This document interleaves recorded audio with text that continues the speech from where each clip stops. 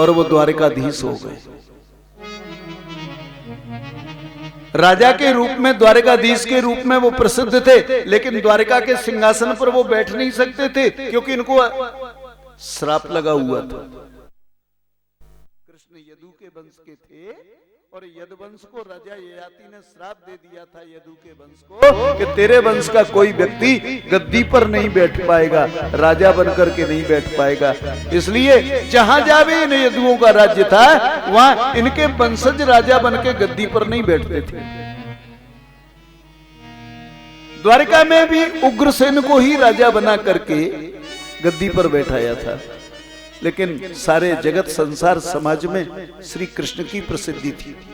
द्वारिकाधीश वही माने जाते थे। राजा परीक्षित ने कहा, गुरुदेव बड़ी प्रशंसा कर रहे हो, आप तो तारीफ करते चले जा रहे हो। अब आज के कथा प्रसंग के उपसंहार की ओर मैं चल रहा हूं। उसके पहले श्रीमद् भागवत कथा का ये 6वां दिवस है। कल भागवत का समापन दिवस है, विश्राम। भागवत का समापन होता ही नहीं।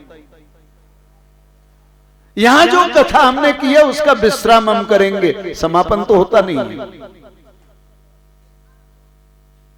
क्योंकि आज यहां कल पूरा करेंगे, 2 दिन बाद कहीं दूसरी जगह आरंभ करेंगे। हमारे जीवन में समापन नहीं होता, भागवत का विश्राम होता है, कथा का विश्राम। मेरे जीवन का ये 697वां ज्ञान सत्र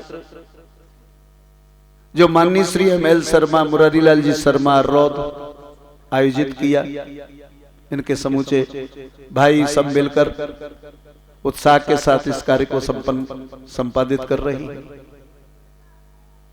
वैसे शर्मा जी मेरे मित्र हैं,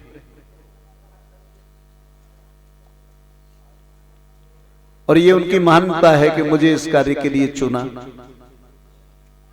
क्योंकि हम तो बचपन के ऐसे मित्र हैं कि हमारी मित्रता को बुढ़ापा आ गया। याद नहीं है कि हम कभी जीवन में किसी भी क्षण किसी बात को लेकर अलग हुए। कई बातों को लेकर के विवाद की स्थितियां पैदा हुई है, ऐसा नहीं कह सकता मैं, लेकिन दोनों तरफ से उसे भूला है और अपना कार्य जारी रखा है। क्योंकि हम दोनों ने एक सिद्धांत बना लिया था, हम आपस में किसी को किसी वस्तु की कोई मांग नहीं करेगा, इच्छा नहीं करेगा, परस्पर का लेन देन का व्यवहार दोनों में से एक भी नहीं करेगा। क्योंकि मित्रता बिगड़ती कहां है? मेरा काम इन्होंने मना कर दिया तो बस दुश्मनी शुरू, उन्होंने मुझसे कहा मैंने मना कर दिया, दुश्मनी शुरू। जहां प्रेम में, मित्रता में अगर कामना हो तो समझ लो वो प्रेम नहीं चलता, टूट जाता, बात बिगड़ जाती है। अविच्छिन्नम गुणरहितम कामनाहीनम अनिवर्जनीयम प्रेम स्वरूपम। हम दोनों एक गांव में एक साथ पैदा हुए, एक साथ रहे, एक साथ बड़े हुए, पढ़ना लिखना सब एक साथ हुआ। वो चाचा बने, मैं भतीजा बना, लेकिन हमारा चाचा भतीजे का व्यवहार बहुत कम चला, मित्रता का व्यवहार बहुत चला, जो आज तक है। उनकी मानता है, जो इस कार्य के लिए मुझे उन्होंने चुना, एक अभिलाषा थी उनकी, और उनके संकल्प को, उनके आग्रह पर मैंने पूरा किया। हालांकि मेरा इरादा नहीं था भागवत कथा करने का, मैंने तो यही एक प्रेरणा दी थी, मैं तुम्हारी सबसे बढ़िया व्यवस्था करके देता हूं। बोले का नहीं, कथा तुमको करना है और जो होगा सो करेंगे। उन्होंने 697 नंबर का भागवत मेरा आयोजित किया आपके इस नगर में। मैं उनको एक धर्माचार्य होने के नाते, मुझे अधिकार नहीं है, लेकिन धर्माचार्य होने के नाते मुझे अधिकार है कि मैं उन्हें इस कार्य के लिए साधुवाद देता हूं। क्योंकि मैं केवल आचार्य ही नहीं हूं, आज 18 वर्षों से मैं जगत गुरु पद पर हूं। और सच्चाई है कि मैं जगत गुरु पद से इस्तीफा देना चाहता हूं, लेकिन हमारे उसमें उसको स्वीकृति नहीं मिल रही। अभी कुंभ में कोशिश की थी मैंने खूब, फिर विचार किया माघ मेले में जाऊंगा, वहां व्यवस्था करके किसी तरह से इस पद से मुक्त हूं, लेकिन वो हमारे मंडल की ओर से हमको परमिशन नहीं मिल रही। 1998 का कुंभ मेला जो हरिद्वार में हुआ, उस समय मुझे समस्त अखिल भारतीय नहीं, अंतरराष्ट्रीय वैष्णव संघ ने, रामानुज संप्रदाय ने मुझे जगत गुरु पद पर अभिषिक्त किया था। और उस समय से मैं वो जवाबदारी निभा भी रहा हूं, लेकिन ये जरूर कह दिया जगत गुरु बनने के बाद मैं घर परिवार अभी नहीं छोड़ूंगा, क्योंकि मेरी आवश्यकताएं थी और उन्होंने स्वीकृति दी समाज में। लेकिन उस पद का मैंने जिससे दिन से ग्रहण किया है उसका अध्ययन किया है। इसलिए एक धर्माचार्य होने के नाते मैं शर्मा जी को साधुवाद देता हूं, भगवान से प्रार्थना करता हूं, विनम्रता के साथ ईश्वर से आराधना करता हूं, इनके जीवन में सुख शांति, परिवार भाई बंधुओं में सभी में रहे, सब परस्पर मिलकर रहे, अपना कार्य करें। भागवत मिलने की बात कहती है, कभी अलग होने की बात नहीं कहती। आप सभी इस यज्ञ में पधारे, अपना समय दिया। आचार्य होने के नाते, धर्माचार्य होने के नाते आप सभी को मैं हृदय से शुभ मंगलानुशासन कर रहा हूं। आपका भगवान आपके अंतःकरण में, हृदय में पूर्णता धर्म के प्रति निष्ठा बनाए रखेंगे।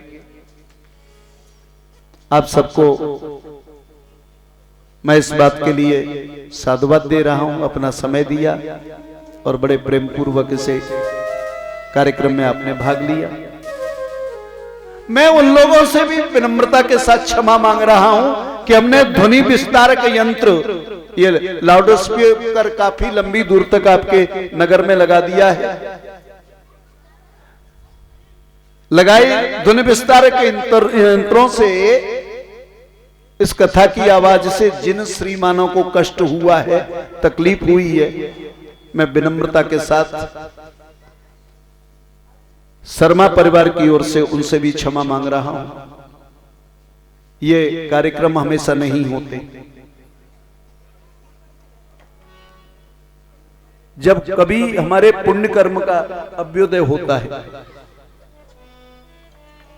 तभी जाकर के इस प्रकार के आयोजन आयोजित होते हैं। हमने तो प्लान वहां का बनाया था, सनातन धर्म मंदिर का, लेकिन शर्मा जी ने कहा नहीं, सनातन धर्म मंदिर की व्यवस्था तो हो जाएगी, लेकिन मैं चाहता हूं कि मैं जहां रहता हूं कुंदन नगर में, वहीं इस कार्यक्रम का आयोजन हो, तो सबसे अच्छी बात है। लेकिन हमें ऐसा ज्ञात हुआ, पता चला कि हमारी इस आवाज से कुछ श्रीमानों को कष्ट हुआ, तकलीफें हुई। मैं उनसे भी क्षमा मांग रहा हूं। सार सार को गहरो थोता दे उड़ाए, जो बातें आपके जीवन में उपयोगी हैं, आपके लायक हैं, आपका जीवन बदल सकता है। क्योंकि मैंने भागवत 6 दिन सुनाई है, 7वें दिन से आज तक कोई अनर्गल बात, कोई किस्सा, कोई कहानी, कोई हंसने हंसाने की बात मैंने कभी आपके बीच में नहीं रखी। न किसी राजा रानी की कहानी कही, न मैंने कोई पंडित पंडितानी की दृष्टांत सुनाया। मैंने तो विशुद्ध भागवत का जो स्वरूप है वो आपके बीच में रखा है। अब तो कथा 3 घंटे की हो गई है, माफ करना 3 घंटे, क्योंकि ये जो रिकॉर्डिंग कर रहे हैं ना, ये 3 घंटे से ज्यादा का समय देते ही नहीं। मैंने कहा महाराज 3 घंटे की बात करो हमसे, क्यों टेलीकास्ट करना है तो वो 3 घंटे से ज्यादा का समय देता नहीं है, 3 घंटे में पूरा करो। एक शो उस जमाने में 3 घंटे का चलता था ना पिक्चर, सिनेमा देखने जाते थे तो 3 घंटे, अब हमारे यहां भी भागवत कथा नहीं रही, अब 3 घंटे का शो हो गया। जहां भी चैनल चलेगा तो वो 3 घंटे से ज्यादा समय नहीं देगा। लेकिन हम कुछ लोग ऐसे हैं कि हम लोगों के आगे चैनल वालों की चलती नहीं है, उनकी मजबूरी होती है। चाहे वो स्वामी अवधेशानंद ने, हमारे रमेश भाई ओझा हैं, मुरारी बापू हैं, उनको कहा है तुम्हें नहीं दिखाना है ले जाओ अपना, लेकिन हमारा कथा 5 घंटे चलता है तो 5 ही घंटे चलेगा, कम नहीं होगा। तो आप सबको भागवत की कथा सुनने को मिली। मैंने बड़ी आत्मीयता के साथ आपके बीच में अपना ये ज्ञान सत्र रखा है, आपको सुनाया है, आपके जीवन में लाभकारी हो, आपको मंगलकारी हो। इन्हीं शब्दों के साथ मेरा सहयोग जितने भी वाद्य यंत्रों के साथ, संगीत के साथ, कल से तो पंडित मदन मोहन शास्त्री भी मेरा सहयोग कर रही हैं। मैं ओम प्रकाश जी के साथ आए हुए मथुरा के वृंदावन के जो लोग कलाकार हैं, आर्टिस्ट, जो झांकी आपको दिखा रहे हैं, हमारी इस क्रियाकलाप को जो पूरी तरह से कैमरे में कैद कर रही हैं भविष्य के लिए, मैं इन्हीं सबको साधुवाद दे रहा हूं। यहां जितने लोग सहयोग कर रहे हैं उन सबको भी साधुवाद दे रहा हूं, हृदय से आशीर्वाद दे रहा हूं। साथ ही साथ श्री मांगीलाल जी शर्मा और मुरारीलाल शर्मा के समस्त परिवार को, उनके बच्चों को हृदय से साधुवाद करते हुए अभी आपके बीच में रुक्मिणी मंगल का प्रसंग लेकर आ रहा हूं। रुक्मिणी मंगल कल सायंकाल में इस समय भागवत का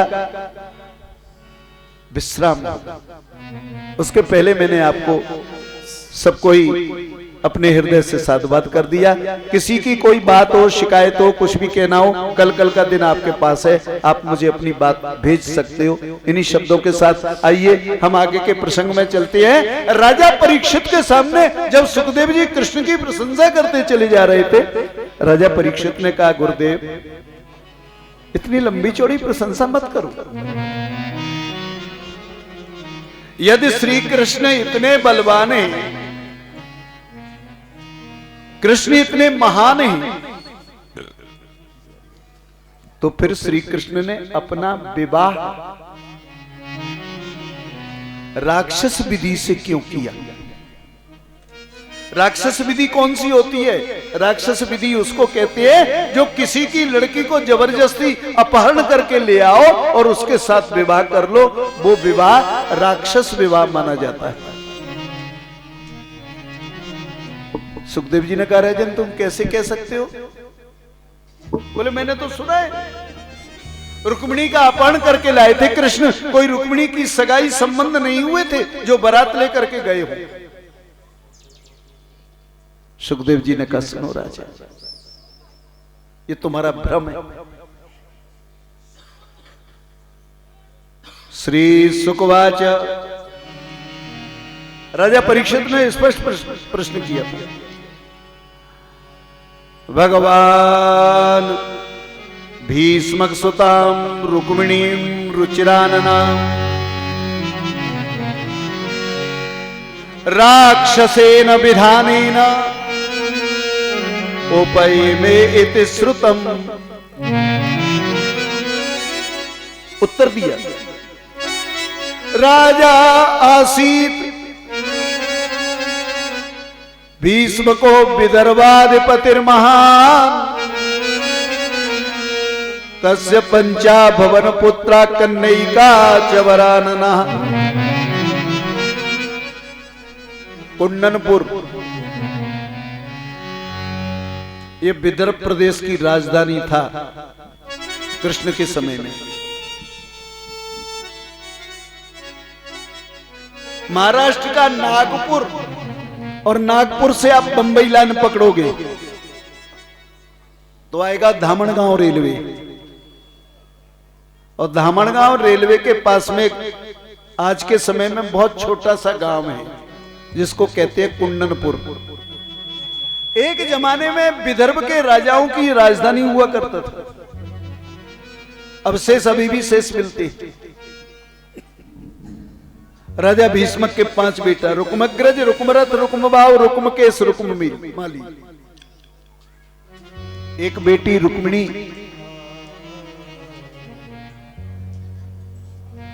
अपने 4 बेटों के साथ बैठकर, पत्नी के साथ बैठकर भीष्मक ने प्रश्न किया। यह भागवत की बात है।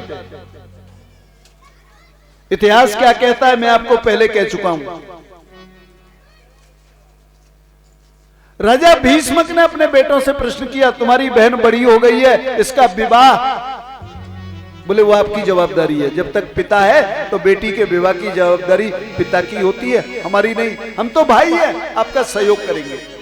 पत्नी ने पूछा, क्यों जी, तुमने कोई लड़का देखा है? बोले हाँ देखा है। बोले कहां? बोले एक नया राज्य बना है, द्वारिका, जिसे कृष्ण ने अपने बाहुबल से बसाया है। कितना प्रभाव है कृष्ण का, कितनी विशेषताएं कृष्ण की वर्णन करना शुरू किया। रुक्मिणी जी सुन रही थी कानों से। मैं चाहता हूं कि द्वारकाधीश कृष्ण के साथ रुक्मिणी का विवाह हो। रुक्मिणी की मां ने स्वीकृति दे दी, चारों भाइयों ने स्वीकृति दे दी। सायंकाल का समय हुआ, इनका बड़ा बेटा आया, रुक्मिणी से पूछा, तुम्हारी बहन विवाह के लायक है क्या? उसकी चिंता नहीं है? अरे वो कहा बिल्कुल चिंता है, परसों बारात आ रही है।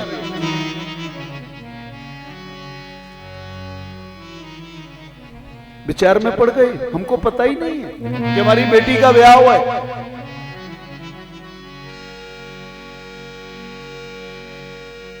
रुक्मग्रज ने कह दिया रुक्मिणी ने कि परसों बारात आ रही है। न बेटी को, लड़की को भी पता नहीं है कि मेरी शादी होने वाली है, न मां को पता है, न पिता को पता है, न भाइयों को पता है, नगर में भी किसी को पता नहीं है कि बेटी का ब्याह करना। बोले तुमने बेटी का संबंध कर दिया? बोले हाँ। बोले कहां? बोले मैंने चंदेरी में किया है।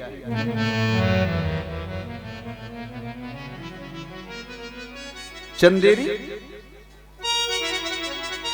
ये जो चंदेरी हमारी गुना के पास में है, ईसागढ़ के पास में, यहीं का राजा था शिशुपाल। चंदेरी के राजा शिशुपाल के साथ मैंने विवाह तय किया है। महाराज पता चला तो बड़े उसमें आ गए महाराजा भीष्मक। उन्होंने कहा एक बात बताओ। रुक्मिणी उस समय भी पास में खड़ी थी। बोले बोलो। बोले तुम्हारी रुक्मिणी से कोई दुश्मनी है? रुक्मग्रज ने कहा कैसी बात करते हैं, शिशुपाल जैसा कोई राजा धरती पर नहीं है। उसके पास कितनी संपत्ति है, कितना धन है, कितनी दौलत है।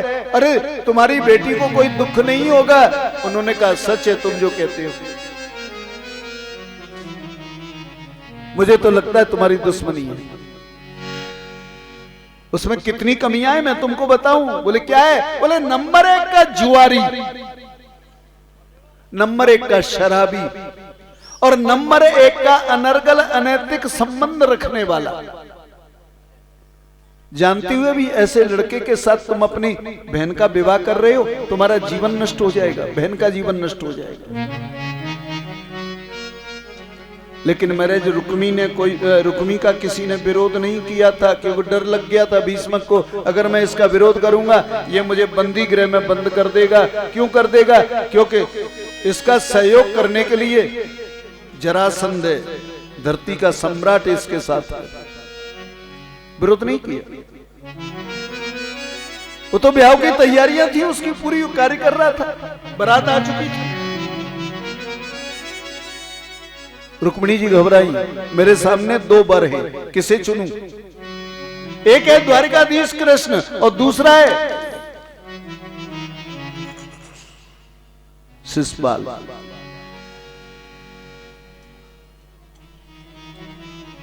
अंत में निर्णय कर लिया। सवेरे सवेरे बड़ी जल्दी से एक ब्राह्मण को बुलाया और हाथ रथ थमा दिया।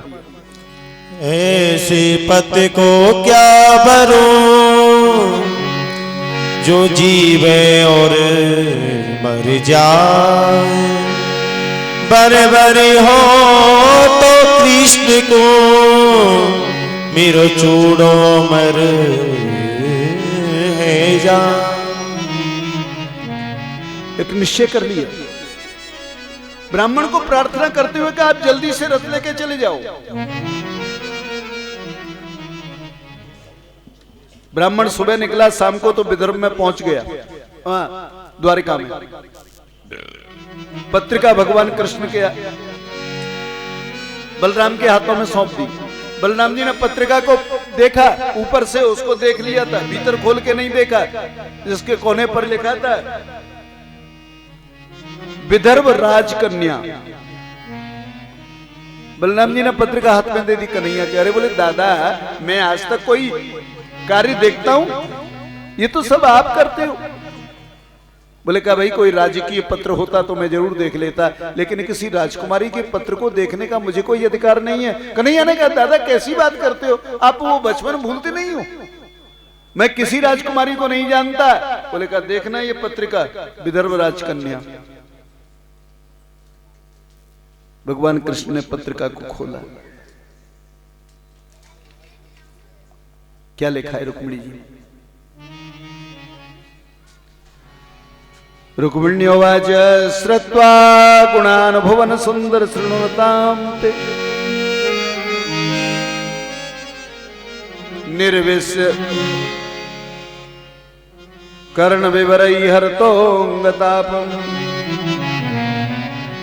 रूपम द्रसाम द्रसमताम अखिलार्थ लाभम अत्वयच्चता विशद चित्तपत्र पम्मे। हे श्याम सुंदर, मैंने जब से आपके रूप की प्रशंसा सुनी है, कान तृप्त हैं, लेकिन आंखें आपके दर्शन के लिए तरस रही हैं। आपको आना है। परसों के दिन मैं देवी पूजन को जाऊंगी अमरावती। जानते हैं कुंडनपुर से अमरावती कितनी दूर है? अमरावती उस जमाने में एक छोटी सी जगह थी। आज अमरावती महाराष्ट्र का बहुत बड़ा शहर है। उस अमरावती में अंबाजी का मंदिर है। जिन लड़कियों के जल्दी ब्याह शादी सब नहीं होते हैं, तो मेरे जी वहां लड़कियां पूजा करने जाती है, उनकी बड़ी जल्दी से विवाह हो जाता है। बोले मैं अमरावती जाऊंगी, आपको आना है, लेकिन ध्यान रखना केवल द्वारकाधीश बनने से काम नहीं चलेगा।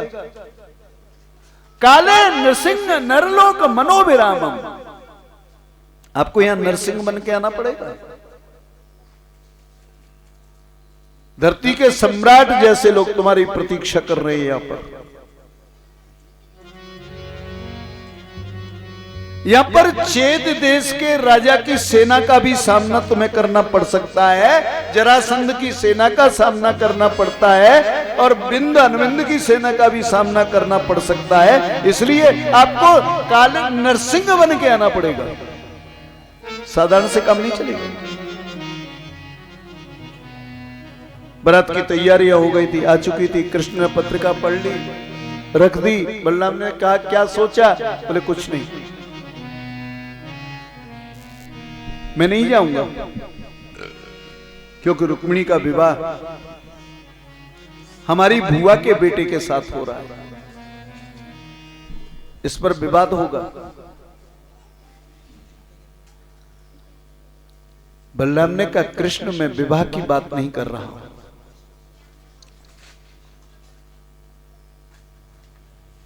मैं बात कर रहा हूं कि एक स्त्री ने अपनी अस्मिता की रक्षा के लिए तुम्हारे सामने पत्र भेजा है। अब तुम्हारा क्या निर्णय है? क्या तुम ये अन्याय होते देखना चाहते हो? उसने तो अपनी प्रार्थना तुम्हारे सामने कर दी कि मुझे बचा लो, नहीं तो मेरा जीवन नष्ट हो जाएगा। माननी पड़ी बात भाई। तीसरे दिन रुक्मिणी जी जा रही हैं अंबिका पूजन के लिए।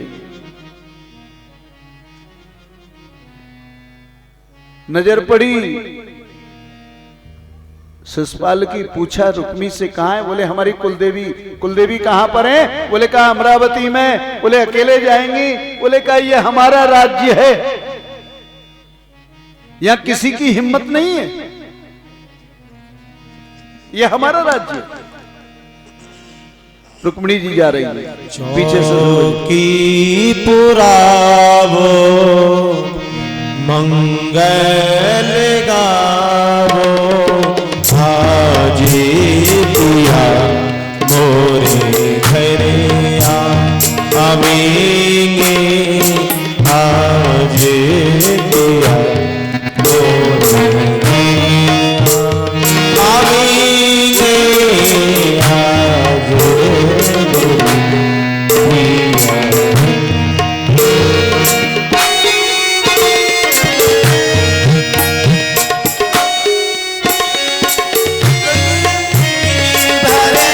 देवी पूजा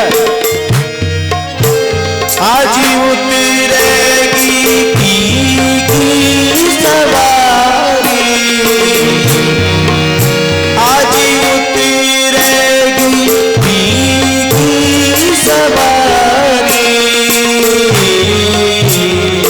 खबरी सुनाओ आती लगाओ आज आप सभी लोग शांति से अपनी अपनी जगह पर बैठे, या तो प्रकरण का आनंद ले। अगर आप उठ जाएंगे, खड़े हो जाएंगे, अव्यवस्था हो जाएगी, कार्य जल्दी समाप्त करना पड़ेगा। मंदिर में पूजा की है, मंदिर से बाहर लौट करके जब आती है, एक अभिलाष आती कि शायद कृष्ण आ गए होंगे, लेकिन रथ नहीं देखा, घबरा गई रुक्मिणी। प्रार्थना करती हैं श्री कृष्ण की, और श्री कृष्ण की जब प्रार्थना कर रही हैं, सामने से आते हुए श्री कृष्ण के रथ को देखा। जब रथ को देखा तो गदगद हो गया हृदय। द्वारकाधीश ने अपने रथ को रुक्मिणी के पास पहुंचाया और हाथ पकड़ करके रुक्मिणी को उठाया और रथ में बैठा लिया और लेकर के दौड़ गए रथ को लेकर। बोलिए गोपाल कृष्ण भगवान की। बोले रुक्मिणी कृष्ण की।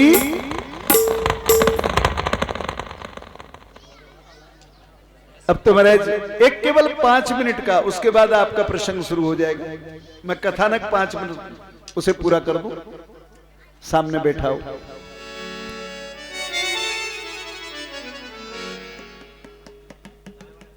भगवान श्री कृष्ण का विवाह हुआ, पीछे से सेना आ गई रुक्मी की, उसको कृष्ण ने जीता, रुक्मी को रथ से बांध लिया। बलराम जी ने आकर के इन राजाओं की सेना को रोक लिया। अमरावती से इनका रथ दौड़ता चला आया। महाराष्ट्र का अकोला होकर के एक नगर पड़ता है जिसका नाम है आकोट। आकोट तक वो रथ आया। वहीं पर कृष्ण के रथ को बलराम जी ने पकड़ लिया। भगवान कृष्ण से कहा, बोले कन्हैया, बोले हाँ, बोले थोड़ा तो संकोच कर। बोले किस बात का? अरे बोले ये रुक्मी जो है हमारे रिश्तेदार हैं, इनको तूने रथ से बांध रखा है, बहन को बिठा रखा है और भाई को बांध रखा है, साले को बांध रखा है। अब तुम्हारे रथ से खोला, रुक्मी को लज्जा आ गई। वहीं पर उसने अपना एक गांव बसाया जिसका नाम था भोजकट। भोजकट नाम का नगर बसाया। वहां रुक्मिणी जी का विवाह कृष्ण के साथ हुआ है। वो तो शर्म इतनी आ गई थी कि माता पिता को भी नहीं बुला पाया। जब कृष्ण रुक्मिणी को लेकर के द्वारिका में आए तो द्वारिका में हल्ला हो गया। क्या हुआ, क्या हुआ? बोले कहा कृष्ण का विवाह हो गया, कृष्ण का विवाह हो गया। द्वारिका वालों ने कहा हम नहीं मानते। वसुदेव जी ने कहा क्यों नहीं मानते? मेरे घर में बहू आ गई और तुम कह रहे हो नहीं मानते। बोले नहीं मानेंगे। बोले क्यों? बोले हमको पता ही नहीं है कब बारात गई, कैसे बारात गई, ये कोई विवाह का तरीका है? बोले भाई तुम बाराती बन के जाते तभी मानोगे। बोले हाँ। बोले चलो कोई बात नहीं, हम रिसेप्शन की तैयारियां किए देते, तुम्हें तो एक दिन भोजन करना है ना, हम तुमको खिला देंगे, जो चाहोगे वो खिला देंगे, लेकिन बहू तो हमारे घर में आ गई, हमने मान्यता दे दी। द्वारिका वालों ने कहा चलो कोई बात नहीं है, कृष्ण के बेटे की बारात में जाएंगे। कृष्ण का बेटा ऐसा पैदा हुआ, जन्म लेते के साथ गायब हो गया। 25 साल में लौटा तो खाली हाथ वापस नहीं आया, साथ में बहू लेके आया। बोले कहा कृष्ण के बेटे की भी बारात द्वारिका वाले नहीं कर पाए। बोले उसके बाद, बोले कृष्ण के पोते की बारात में जाएंगे। अब कृष्ण का पोता कैसा हुआ? द्वारिका वाले कृष्ण के पोते की भी बारात नहीं कर पाए। कल कृष्ण के पोते की चर्चा करेंगे।